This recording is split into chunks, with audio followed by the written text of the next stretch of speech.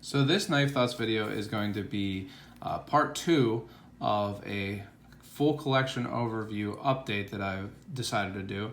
I did plan to make it one video. I was trying to make it short, but just like last time, actually the first time I did a collection overview, it ended up being pretty long, and also I had to go for an appointment. So I just got in part 1 done with the fixed blades and modern folding knives. So this part 2, is going to be on the non-GEC traditionals and gradation cutlery traditionals pocket knives. So the part 1 is already uploaded. You can find that on my channel here. Definitely check that out. And also, as always, don't forget to check out knifethoughts.com for articles on these knives, and my social media at Knife Thoughts, Instagram, Facebook, even Twitter and Tumblr for pictures and background info. But let's get right into it here. So I'm going to start with a modified knife. So this was originally a Queen Hunter and Amber Carved Stag Bone, but I contacted Birdvis Knives, who is now really only doing custom or full handmade knives. He's not really doing rehandles anymore, but I contacted him to do some rehandles, and this is one of the ones that I had rehandled. So this is some, I believe, vintage Westinghouse natural micarta. It's something I've had for a while, and it looks really nice. I think he did a really good job. This knife came, it's still a little off center, but it came more off center and a little bit loose at the pivot. He tightened it up. He did a really good job of the rehandle, as you can see. Really nice, fit, nice pins, and then he did a hand finished satin finish on the blade, which I think gives it kind of a custom look.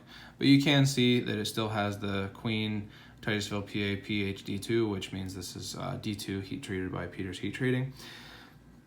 So it makes for a really, I think, classed up version, but it's still, a Queen. So I'm happy to have a Queen, and definitely happy to have a Birdvis Knives rehandled knife in my collection. Moving on to a full custom knife. Don't have a lot of full custom knives. I've had, a good few, and I just tend to lean more towards the, production knives.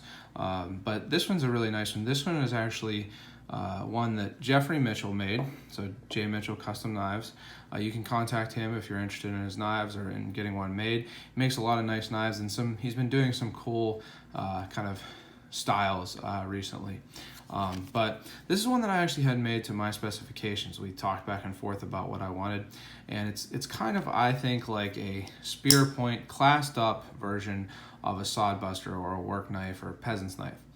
And really, I like how he, brought the idea that I had to fruition. And along with the classed upness, I wanted silver twill carbon fiber. You can see it looks really nice. I'm really happy with how this silver twill turned out. It's nice and radiused, as you can see there. And then there's black G10 liners. And the other thing is that it has this stainless Damascus from Damasteel. And because I told him this was going to be a user, he etched it nice and deep, so that has kept the etch, and you can see the layers and the pattern really well. I actually was just using this to make a walking stick / cane for that I need because of the same reason I had to go to an appointment the other day. But so it's a little dirty, but it's really nicely etched and just a really nice knife. Didn't come with the best edge, but otherwise really, really well made. You can see it has nice action, half stop, and just a really cool knife. Happy to have one that's a full custom. And definitely check out Jeffrey Mitchell on Instagram and Facebook and stuff like that. Moving on to a knife that is kind of unlike the rest of the knives that I'll be showing, but still I consider a traditional, is this knife. So like a lot of knives that I have shown in the previous video, and maybe one or two in this one, this is a knife that was a gift from one of my brothers, and it's a traditional Italian Otto stiletto knife. So I don't carry this knife, but it's one that I'm happy to have as a collection piece. And you can see that it's made by Frank B of Italy, in Italy. So really cool knife, classic swing guard style with a dagger grind. So really cool knife, and I'm happy to have an automatic in my collection. Just wish I could carry it, but stupid knife laws. So moving on to, I guess we'll go into another knife that was a gift from the same brother. This is a traditional Japanese knife called I'm not sure if I'm pronouncing this right, but Hagin Knife, and it is a friction folder. So unlike a lot of Western traditional knives that are slip joints that don't have a lock but do have a spring holding it open and closed, this doesn't. It's just by friction. But the nice thing that's a little bit different because of that is you can really open these with one hand. It just takes a little bit of dexterity. And this one, has a nice, almost zero saber grind, kind of a reverse Tonto type blade shape, and just a really cool little knife that I'm happy to have gotten. I've used this one some for actually like scaling and gutting fish. And moving on to another similar knife, this is a bigger version of the Hagin Knife. This one was a gift from one of my students at the jiu-jitsu school, actually that brother's jiu-jitsu school that I teach at. So I'm always really happy to get knives as gifts, and there's a little bit of rust there, I better get that off. But the person who gave me this actually goes to Japan pretty frequently, and this is another one of those Japanese traditional knives. And these are kind of like the working knife, or the every man's knife, every person's knife of Japan. So similar to the Opinel or the Sod Buster, that kind of thing. But this one's pretty cool in that it does have a laminated edge. So you can see there's two different steels. I think a more stainless steel on the outside, and then a harder steel on the inside. So that's pretty cool that it's laminated, and works the same way. Non-locking, friction folder. So another cool knife. And I'm planning to do an article on working knives of the world, and the Hagin Knives will be featured in that. Moving on to another working knife from another part of the world. This is maybe a little bit less traditional, but it's a cold steel Kudu, which is kind of like a big version of the Okapi. Okapi is actually also an actual company, I believe, that makes these knives, and this is a traditional knife designed from South Africa. It's again kind of like the traditional working knife of South Africa. So you can get these from that company in wood handles with a real similar design, and I plan to get one for the article that I'll be doing on traditional working knives of the world. I got this before I was aware that there was another company making more traditional versions. But it's a really inexpensive knife, and it's a great working knife. Although I definitely wouldn't suggest this to someone who's not used to knives, because this lock is a little bit, I'd say, dangerous to use if you're not used to it. So what you have to do is you have to pull this back enough that it goes past that kind of cutout, and then it's almost like a ratchet. You see how there's a bunch of stops from these little bumps. So definitely not the most intuitive lock. I don't really like to loan this to people, but a really good, inexpensive knife, and again, will be featured in an article. Let's see. I'm just kind of not doing this in any particular order. I'm just going through where I keep my knives. So this is a Queen number, I think it's number 11. Yeah, utility knife. So they call this a utility knife, as you can maybe see on the etch there. But this was a gift from my dad actually a while ago. I've used this a lot. It's nice and slim, easy to carry. Has no blade play or anything, and really nice action. Now it did come with a really thick edge. So I took a lot of time to get that down to where it was a nice edge for use. But I have used it a lot. I've used it hunting. It's good for skinning and stuff like that, fishing, and it has Peter's heat treated D2. So, really good steel, just didn't come with a very good edge from the factory. And unfortunately, Queen's out of business, so, they often had thick grinds like that. But really nice knife, and again, I'm always happy to get knives gifted. So this is one I've really enjoyed for a long time. Moving on to another gifted knife. This one was gifted to me by Don Southard, a custom knife maker. He doesn't really take orders, I don't think. In his Instagram, he says that he does it because he wants to hoard them. So that's always, you know, it's good to know that a knife maker is a knife enthusiast, just like the rest of us here. But this is a Remington, as you can see by the bullet here, and it's an interesting one because I can't really find that much information about it. It's a Remington. It has this stamp, Madison, North Carolina, USA. And then the secondary blade also says Madison, North Carolina, USA, first production run. And I think that this is a Camillus made knife, but I really can't find any information on this at all. I can't even find any pictures of this same knife on the internet. So if you have any information on it, please, please, please tell me. Tell me in the comments, get a hold of me on Instagram or something at Knife Thoughts, and let me know. But cool knife. I really like the Remington bullet trappers or bullet knives, and I think that this is a Delrin handle, but it also could be bone. It looks more like bone to me, but it feels like Delrin kind of, so I'm not 100% sure. But again, really happy to have gotten it from Don Southard. Check out his stuff. He makes really beautiful knives, so if you can get one, by all means do. Moving on to another Remington. This one is definitely a Camillus made. I thought that it said, but it doesn't. Definitely Camillus made though. You can see this tang stamp, and these ones say the year. So this was made in 1992. This is a guide, is what this is called, the Remington guide. It has this cool saber grind clip point. You know, the classic Delrin handles. They did make these with bone handles also, but this one's Delrin.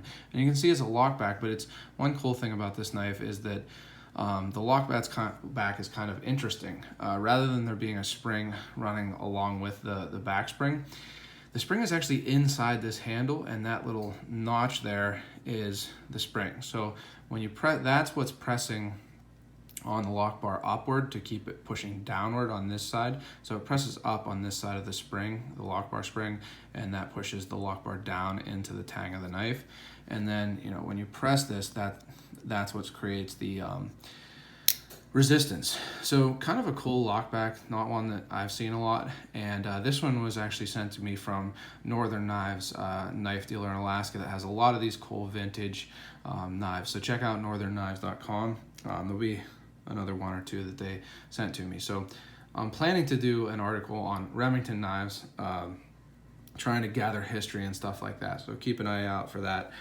Both, I believe, at knifethoughts.com and at northernknives.com. Here is the last of my Remington knives.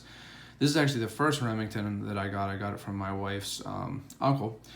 He was a knife collector, or is a knife collector, and this is the Master Guide. So same deal, plastic or Delrin handles with the bullet shield, made in the USA by Camillus, but this one is a slip joint. It has this really cool, long, kind of like spear slash drop slash elongated spade blade, kind of a unique blade shape, and that's really one of the things that drew it to me. And then you see that both this and the previous knife are on the same banana pattern, and this is a pattern that not a whole lot of companies have used recently. There are older versions of the banana pattern, but not one that's been used a lot recently. And I really like it. It's a cool pattern, and that's why I got it. But the other cool thing about this knife is this massive pen blade. So this is the longest pen blade I've ever seen. Pretty cool, and just an interesting, really long knife. You can see I had to do a little bit of work on this knife. Took quite a bit of hammering to get it tight, and then I did gouge the liners a little, or I'm sorry, the bolsters a little bit. But a cool knife, and kind of got me into the Remingtons. Moving on to a few case knives. I don't have too many case knives. I'd like to get more. I'd like to get one of the Barlows that they're doing this year from the vault. I had one, but it wasn't happy with it, so I sent it back. But I'm planning to get another one. But this is a Case Hunter that was my dad's. He doesn't use it anymore, so let me have it. But cool old knife. I knew how old this was. I think it's from the 70s, but I can't tell. I'm sure someone will be able to tell just from that tang stamp, but I'm forgetting when it's from. But it's an older knife. It has these cool jigged wood handles, which I like. I haven't tried one of GEC's jigged wood handles, but I might the next time they do it with the beaver pattern. And I'm thinking about getting one of the 85 knives with the jigged wood with the beaver shield. So it has that saber ground clip point, and then it has a long flat ground, full flat ground drop point. This is almost just like a skinning blade is what Case calls this, so not quite really a drop point, but definitely a big knife. Not one that I really carry because it is so big, kind of heavy, but a nice knife and a cool one to have. One interesting thing about this knife, I have talked about how I really wish that Case would pin their shields, and I thought that was a recent thing, but as far as I can tell, this knife shield is not pinned either. So it seems like Case has been gluing their shields for a long time. So, you know, I still don't really like glued shields, especially on a nicer knife, but it's not something that's new for Case anyway. Moving on to another Case. This is the classic Case Yellow Delrin Trapper. So this is maybe the best known American traditional knife, maybe the most carried knife in America, period, other than like Victorinox Classics. It's just a classic. It's kind of the definition of a trapper. It has a full long clip point and then a full-sized spay blade. I actually got these, a couple of these, gave them as gifts and stuff at Walmart. Walmart had them on sale for $7, so unfortunately you can't get them anymore at that price, but you couldn't pass it up at that price for sure. They're normally like 40 or something, but same deal, not a pin shield, but pretty nice knife, really. No big issues with this one. A couple of them had pretty big gaps. This one does have gaps, but not too bad. And a couple of them had a little bit of loose blades or off-centered. I bought several of them. But this one's pretty nice, so definitely a great deal at $7, and like I say, a really classic knife. Moving on to another Case. This one I actually won from Smoky Mountain Knife Works. They do giveaways on Instagram all the time, and I enter them all the time. I've entered in a lot of giveaways from Smoky Mountain Knife Works on Instagram, and I won this one, so I was really excited. It's actually one that I was interested in already. This is called the Tony Bose Tribal Lock. So it's not a Tony Bose like semi-custom or whatever they call the ones that are like $500. This is like a $70 knife or $60 or something like that. But it's pretty cool. I like the design because it has this kind of Zulu type spear point where it has more of a drop on the spine than a belly on the edge. And it is a back lock, but unlike a lot of traditionals, the back lock isn't all the way in the back. It's more of a mid lock. So it does make it so that it is pretty easily one-hand closable, and because it has this longer tang that's not sharpened, it's safe to close with one hand. You can see that it rests on your finger rather than the edge hitting your finger. So cool knife, pretty well made, no blade play when locked open. It has a little bit of play closed. I've been noticing on a few of the Case knives that I got that is the case. No pun intended there, but they do often, I've seen, have some wobble in the closed position. But one that I was really excited to win, I do like this, I'm forgetting what, I think they call it amber jigged bone, but I do like it. And a cool knife, another one that I'm happy to have from Case. Moving on to another knife that Northern Knives sent to me. I did an article about this knife on northernknives.com, so check that out. And I can't remember if I put it on Knife Thoughts also, but check it out at northernknives.com. This is the classic Case Sod Buster Jr. So it's the smaller version of Case's Sod Buster. And just a great little using knife. These are pretty inexpensive. It's, you know, solidly built. It doesn't have the best, you know, fit and finish. This one's actually pretty centered. It doesn't rub or anything, but it's a little off center towards the pile side. Some gaps, but really nothing big at all. And for the price, definitely, you know, a really great using knife. It's pinchable, which is nice on a using knife. Has Case's True Sharp The three newer case knives that I'm showing, this one and the previous two, all have their true sharp stainless. The older Hunter that I showed had their CV steel, but this has a bird's eye pivot. You can kind of see the pin within the collar there that I found to be really strong, and has the nice orange Delrin, and it's big enough that I can get a full 4-finger grip, but small enough that it's easy to carry, which the bigger bold Sod Busters, like the full-size case Sod Buster and Gradation Cutlery's Bull Buster, the 21, are a little big to carry for me because of the thickness. So Sod Busters tend to be thicker, they're less ground down. For example, both being single blades, you can see the difference in thickness on these two knives. So definitely a working knife, and one that I'm really happy to have. I've used it a lot, and a cool knife for sure. A classic, great choice if you just want a knife that's easy to carry and use without having to worry about it. And we're moving into a couple different Sod Busters from different companies now. I actually am going to do the Sod Buster is going to be included in the Working Knives of the World article series and video series that I'm going to be doing. So I have a few different Sod Busters. The first one there, the case is an American made and orange handled, and you'll see later that my Gradation Cutlery Sod Buster is also orange handled as an American knife, and I have two non-American made Sod Busters, and they're both yellow handled. So that's intentional. One of those fun little things you can do as a collector or enthusiast to, make a collection, right? You don't have to buy every knife in a pattern or every knife in a run like some people do for Gradation Cutlery. Nothing wrong with that, certainly, or even Rough Rider. People do that for Rough Rider. Nothing wrong with that at all. Just not something that I tend to do.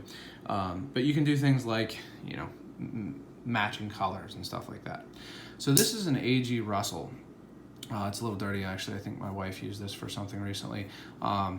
But it's an AG Russell, and it is made in China with 8CR13 MOV steel. 8CR13 MOV steel is kind of like the standard steel for Chinese-made knives, especially budget knives. And it's not a bad steel. It's not certainly a super steel. It can, rust a little bit if you let it wet, but holds an edge fine, real easy to sharpen. This Sod Buster is a little unusual in the sense that it has a shield. Now some do. I mean, some German Sod Busters also have shields. I haven't gotten a German Sod Buster yet. It's probably where the pattern came from, but this shield also is not pinned, so I don't love that. But I do like the this is like a shield or a badge shield. But a nice knife, and one cool thing about this knife, like other AG Russell knives, as you can see there's a pin in there. That's actually where the tang sits so that it doesn't have blade wrap. So that allows them to have a wider, taller blade, as you can see, as compared to the other, Sod Buster patterns that I have. Nice knife. I actually won this one from Darren Orrell on Facebook. Darren came into traditional knives a year and a half ago, and really came onto the scene on blade forms first. Is actually where I was aware of him, and on Facebook and stuff. I won this one on Facebook from him in a giveaway. But one really cool thing is he created a production database for Gradation Cutlery knives, and it's a really great resource. So big thanks to Darren Orrell from me as a GEC collector, and really from everybody who enjoys the GEC, because it is a super great resource. So thanks to Darren for having this giveaway. And it's definitely a cool knife. I'm planning to get more AG Russells. I want to get their fruit sampler. They have a big sunfish lockback that I want to get, and maybe one of their serpentine stockmans. This is my last Sod Buster before I get into the GECs. This is a Rough Rider, and this is an older Rough Rider. And Rough Rider, I think, has upped their quality control a lot recently. This one is a liner lock, and I actually did grind this down because I really don't tend to like liner locks on traditional knives because they always make them stick out really far, and so it impedes the grip. Ground down like I have it, it doesn't impede the grip too much, but that's why I tend not to have liner lock traditional knives. because there's always a big tab that sits where your finger is. Not really a greatly made knife. I mean, there's definitely some gaps. It's, you know, good bit off center, but it's a lot better than the other Rough Rider Sod Buster that I got, which was the non-locking version. That one had cracks at both of the spring pins on both sides, plus was rubbing the liner and was almost impossible to open because it was so tight. So, you know, this is a lot better than that. So, you know, a couple cool Sod Busters. From here, I'm going to move into some Rough Riders, some random knives, and then from there, GECs. All right, so now I'm going to move on to some Rough Riders, some Victorinox knives, and some other random traditionals. But before I move on, I wanted to show this. I realized I hadn't shown it in the previous video. And honestly, the only thing about this that isn't traditional really is the material. So this is the Cold Steel FGX Balisong. So it's a fiberglass reinforced nylon, basically. Totally, you know, plastic. There's no metal in it. So it's just an interesting knife from that. And this one was another gift from my wife. I'd wanted it for a while, and it's a pretty inexpensive knife, so she got it for me, and it was a pretty big surprise. And you know, any gifted knife is a great surprise, but especially, you know, always happy to get one for my wife. And it's really cool because it's all plastic, but it's a folding knife, which you really don't see. And honestly, it's a pretty solid knife. I mean, it's pretty thick, so, you know, real solid, definitely pointy, and could definitely be used if you needed something for self-defense. I mostly just have it as a, you know, collection piece. It's pretty cool just to have and to, I'm not good at flipping it, but to flip around a little bit. So that's one I wanted to show.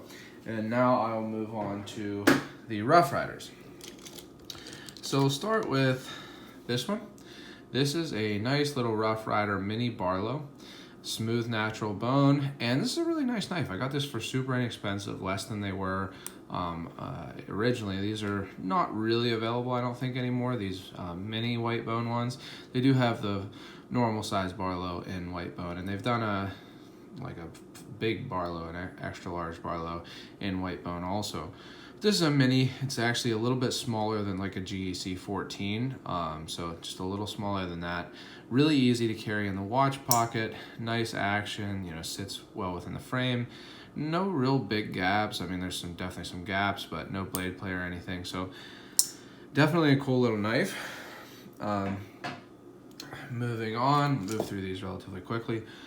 This is a Rough Rider Moose. It has 2 springs, no liner between them.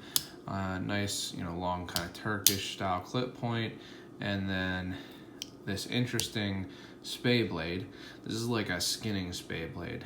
So kind of a cool blade in itself. Has this black wash, but it is stainless steel. And it has this black bone, which is really great looking. Again, my wife thinks this is one of the prettiest knives, which I thought was surprising, but it is a really nice bone color. You can see kind of the capillaries, I think is what that is there in the bone, where the die sunk in a little better. And it has these copper bolsters and shields. So a really cool knife. I actually used this one on a moose hunt. So, you know, definitely a cool knife, and another example of Rough Rider doing some interesting takes on knives. Another example of that, oop, that's not what I was looking for. There it is this knife. So this knife has brass bolsters, but it has, you know, it has the normal clip point, no shield, which I really like because, you know, Rough Rider glues all their shields, and really nice bone. So you can see this is like a dark red with even darker inside the jigging. Really, really nice. This bone is super nice. Some of my favorite, actually, bone color and jigging. But it has normal clip point, but then the spay blade is actually ceramic. It's a full ceramic blade. It's sharpened well, it came really sharp, no blade play or anything, so really cool to have, you know, one steel and one ceramic blade. Would definitely be good in using it for hunting and stuff, skinning and everything like that. So another really different and interesting knife from Rough Rider. Here is another Rough Rider. This one is a Congress. And I got this basically just to try the Congress pattern. Not really the big, well, I actually have a gradation cutlery Congress also, but it's a single spring. I wanted to try a 4-blade Congress before getting a case. Not the biggest fan of the 4-blade Congress. This blade sits really high. I actually have filed the kick a little bit, and someone, I'm sorry, I should have checked the name, but somebody keeps requesting a video on filing the kick, or dropping the blade. I will do a video on that at some point, so just, you know, subscribe and hit the bell for notifications, and at some point I'll put a video of that up. But this is their black cherry bone. Again, a really nice bone color, nice and smooth bone. You can see I've added these notches to make it easier to open. It has what was originally a coping blade. I made it more of a Warncliffe type sheepfoot, pen blade, and then it has spear point. It's kind of towards like a Zulu spear point, and then a sheepfoot, and it has this edge. I don't love how Rough Rider does this edge where it's like the words are smooth and the rest is like lasered, but you know, not an expensive knife, and you know, really for a 4-blade 2-spring knife, pretty well made for the price, but not one I carry super often. I use it for like eating, you know, cutting food and stuff. So let's see, another Rough Rider. So this is a Rough Rider 5-blade sow belly. It's a 5-blade 3-spring knife. So less than $15. Just amazing that you can get a 5-spring knife for less than $15. The first one I got, the spay blade was really hard to open. It rubbed a lot. So I actually contacted them. They just sent me another one. I didn't even have to send the other one in, so I gave it away on Facebook, you know, in a giveaway. But this one, the second one, actually I fixed it. You know, I didn't give away a knife that was really hard to open. I fixed it I actually kind of sanded off part of it so that it would open up easier, and then gave it away. I'm pretty sure maybe this is the one that, no, I gave that one away. So I fixed it and then gave it away, but it has a small clip point, a pen blade, that's the first spring. Then it has a full-size clip point, that's the only blade on the middle spring. Then on the third spring it has a sheepfoot and the spay blade. So they all have pretty nice action. You know, none of them really have blade play. So, and it has the yellow Delarin. The yellow Delarin is all right looking, I think. Not as dark as Case's yellow Delarin, a little bit more of like a buttery color, I guess. But really amazing that you can get a 5-blade knife for, you know, less than $15. So just an interesting one that I wanted to try out, a sow belly pattern, and I wanted to see what the 5-blade would look like. And an example that Rough Rider's warranty is you know, good. Smoky Mountain Knife Works owns Rough Rider, and they have good service. I'm gonna do a video and an article series on different traditional knife companies' warranties, so keep an eye out for that at knifethoughts.com. I have another Rough Rider, but I'm not seeing it. There it is. So here's another Rough Rider. This is one that I actually got in exchange from Smoky Mountain Knife Works for the Sod Buster that was just, I mean, it was had bad enough issues that, you know, even for an $8 knife, it was not really acceptable. They shouldn't have sold it. But they had, you know, I sent in a note saying, I called them and then sent in a note saying about it, and with a list of, you know, equally priced knives. This is a really nice knife. So this is an example of Rough Rider and their newer knives. This knife really didn't have any issues. It had the ever so slightest amount of blade wobble, but I actually just kind of like squeezed and tapped it a little bit, and now there's no blade play at all, no wobble. I had one of these a long time ago. This is a tiny toothpick. I had a Rough Rider tiny toothpick a long time ago that the blade was like hitting the liner. It was so off center, but this one's not. This one's really centered. The tip sits below the frame, and the main thing, I really wanted to try one of these Strike It Rich Rough Riders. So you can see this has that same kind of thing. It's all right looking on this one, the edge. But it says gold, pan it, dig it, find it. So this is their Strike It Rich series. And you'll see I have a gradation cutlery with what they call glitter gold. But theirs is actually just glitter. This is actually gold foil in the acrylic on these. So it's really cool. Like I've said already in this video, I like garish knives, and this is an example of that. So really cool knife, and again, a good example of Smoky Mountain Knife Works warranty on the Rough Riders. I'm hoping to try their, what do they have? Easy Money series, which has US currency in the acrylic. I just haven't gotten one yet, but I really want to, so I'll be getting one of those soon, and I'll post videos on it and stuff. Moving on to a couple buck knives. So I won this buck knife on Facebook. I'm sure I have it written, or I'm sorry, not on Facebook, on Blade Forums. I'm sure I have it written somewhere, but I couldn't find it. I don't know who I won it from, but thank you to the person on Blade Forums from whom I won this. It's a buck Deuce. It is a Chinese-made knife, but it's a really nice little knife. Extremely small and easy to carry. You know, you have this kind of really slender clip point, no blade play, light pull, which is nice on a smaller knife like this, and nice snap, as you can see. And then it has a very, very slender, tiny little coping blade, which also has really nice action. So another really easy to carry small knife, and I think a good looking knife from Buck with this black wood and the slanted bolsters. So, you know, the Chinese-made knife and an inexpensive knife, 2 springs you can see there, but no liners, but well made. Kind of in comparison to this next buck, I did have a Buck 301, which is the US-made version of this knife. This is the Buck, well, I don't even know what it's called, 375 maybe? It's the Chinese version of the 301, 371. So this is the Chinese version of the 301, the Buck Large Stockman. I got this, it was on sale, I think it was either $7 or $13. And it's an okay knife, but Buck uses, instead of a 2-spring Stockman like most traditional Stockmans, it has 3 springs, so it's a full spring for each blade, but the secondary blades are still short, you know, really short. They don't take advantage of the whole space, and I don't really like that. You know, it's not, I think, as well made even as a Rough Rider. And the biggest thing that I don't like is that this and the 301, by design, I think the spay blade's tip sits above the frame. So I had to, you know, file this kick. But either way, these nail nicks are really not that easy to get a hold of. So I don't know if you'll be able to see this, but they are really radiused, you know, so that they're hard to get a hold of. Especially this spay blade, it has a pretty strong pull. And the other thing is that they're really thick. I've seen people say that they like that these are thick because, like, you don't have to worry about breaking them. But, you know, it's a folding knife. These are small blades. You're really not going to be doing anything that you're going to break it. So for me, I don't like how thick these blades are. And I know that it's a hollow grind and it probably comes down to a thin enough edge. But I'm just not a huge fan of this knife. I think that the, you know, fact that it's a shadow pattern on one side and bolsters on the top is semi-interesting.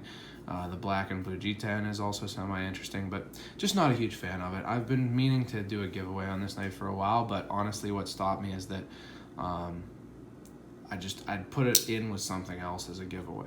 So sorry if you're a big Buck fan, but I really didn't like the 301 or the 371. But moving on to kind of a random little slip joint. This is actually a Santurenne Move, which was a gift from Patty's Potato Peelers. He has a really great YouTube channel here, so definitely check out Patty's Potato Peelers.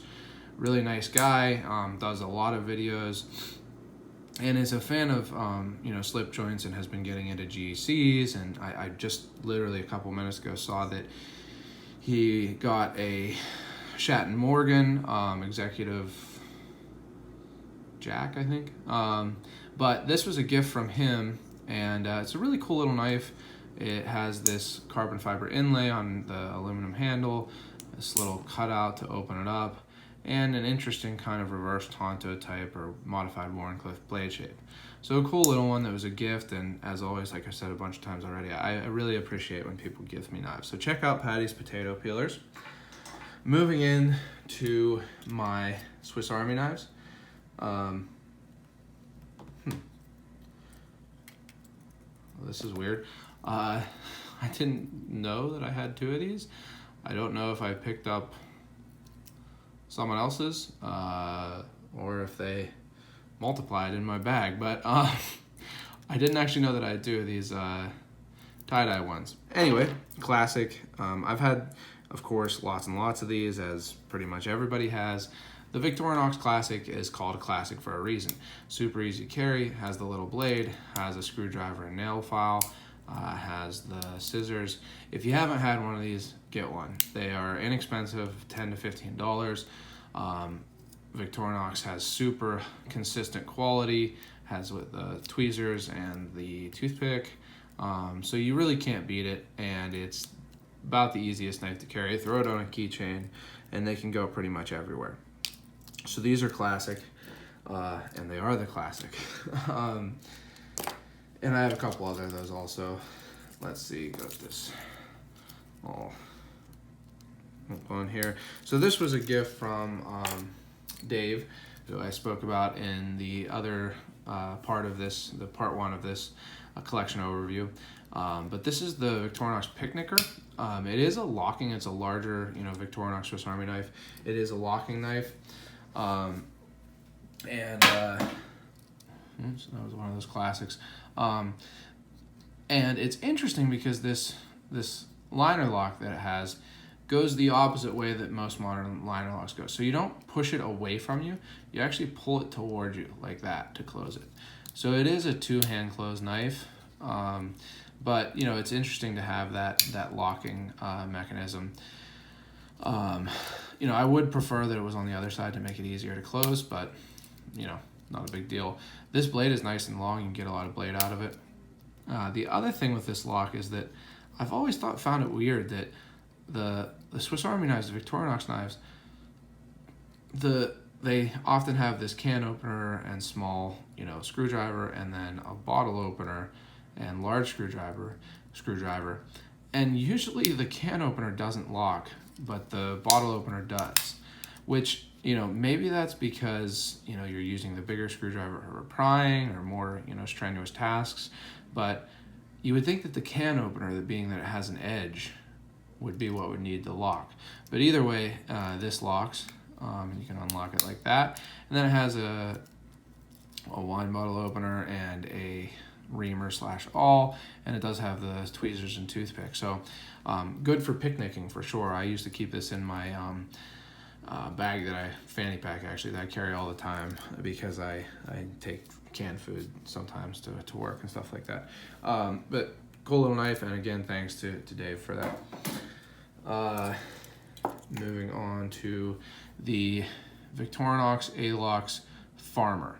So this is the Farmer. The Farmer is basically, you can recognize it by the fact that it has the saw. The Pioneer just doesn't have the saw. It has all the other tools, but it has those two tools I was just talking about. Again, the can opener doesn't have a half stop, and this does. Doesn't really make sense to me, but who knows? It's not a big deal either way. I really like this awl. I find it really useful on this knife, so I do really like the awl. And then it has, the large blade. This is the 92 or something millimeter. I filed off the keychain because it's a little big to put on a keychain, and I don't really use lanyards, but it does come with a keychain, attachment thing. The Alox is really classy. I like it a lot. It's a very useful knife. This is another one that I carried in my, true EDC fanny pack for a while. I haven't had the smaller Alox, not the classic size, but the next size up. I'm planning to get either a Cadet or Bantam. Knife Center just came out with a red Alox Bantam, which I really like because it has the can opener and bottle opener in one tool rather than two separate ones. So I might get one of those, but this is the only Alox I have right now. So that's all of the Swiss Army knives and Rough Rider knives. I do have a couple, one more, and then one or two more Victorinox knives, and then another Queen to show. So this is a Victorinox Fartin that I got while on vacation with my wife, then fiance, in Costa Rica. My brother's wife is from Costa Rica, so they go there really often, and you know, we got to go, and it was a really great trip, and I got one of these as a keepsake. So I don't really use this knife, but classic Victorinox quality. It has the blade, bottle opener, can opener, or vice versa, and then a smaller blade, and the wine bottle opener, and the awl, and just a cool little knife. Pura Vida, the, you know, saying from Costa Rica, and then Costa Rica there, and the frog. So just a keepsake. I keep this one in my box where I keep my non-user knives, like these two, the Queen I'm going to show, and a few GECs. So speaking of this one, I got this one really wrapped up. This is another one from a vacation. So for our honeymoon, my wife and I recently this year went to Acadia National Park, and they have, Victorinox did a series of national park knives.